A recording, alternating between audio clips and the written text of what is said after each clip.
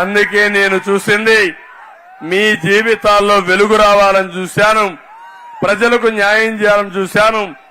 విధ్వంసంతో ఈ సైకో మీ జీవితాలను అంధకారం చేశాడు. అందుకే అడుగుతున్నా, ఈ సైకో పోతేనే మీ జీవితాల్లో వెలుగు వస్తుందని మరొకసారి తెలియజేస్తున్నా. తమలో నేను ఒక్క విషయం అడుగుతున్నా మీ అందరినీ, 5 ఏళ్లలో బాగా ఇబ్బందులు పడ్డారా లేదా? మీరు పడ్డారా లేదా? బాధుడు జరిగిందా లేదా?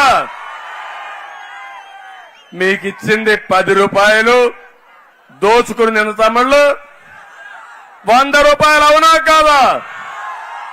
వీళ్లు దుబ్బేసింది 1000 రూపాయలు, మీకిచ్చింది 10, మీ మీద భారం 100, వీళ్లు దుబ్బేసింది 1000 రూపాయలు.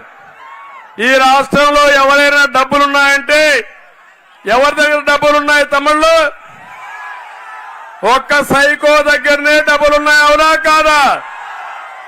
అందుకే అన్నాడు క్లాస్ వార్ అంట.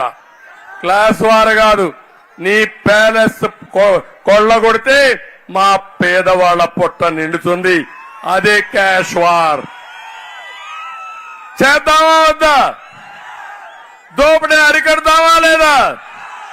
అరికట్టిన దోపిడీ మీకు పంచాలా లేదా? దానికి మీరు సిద్ధమా అని మిమ్మల్ని అడుగుతున్నా. ఒక్కసారి ఆలోచించండి. బాధుల్లో కరెంటు ఛార్జీలు పెరిగాయా లేదా తమ్ముళ్ళు? ఎన్నిసార్లు పెరిగాయి?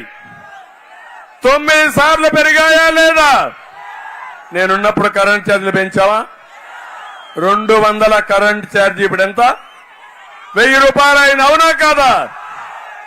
మళ్లీ చెప్తున్నా, నేను వస్తే సుపరిపాలన ద్వారా కరెంటు ఛార్జీలు పెరగవు, నాణ్యమైన కరెంటు ఇస్తాం. మీ ఊరికి కావలసిన కరెంటు మీ ఊర్లోనే ఉత్పత్తి చేస్తాం.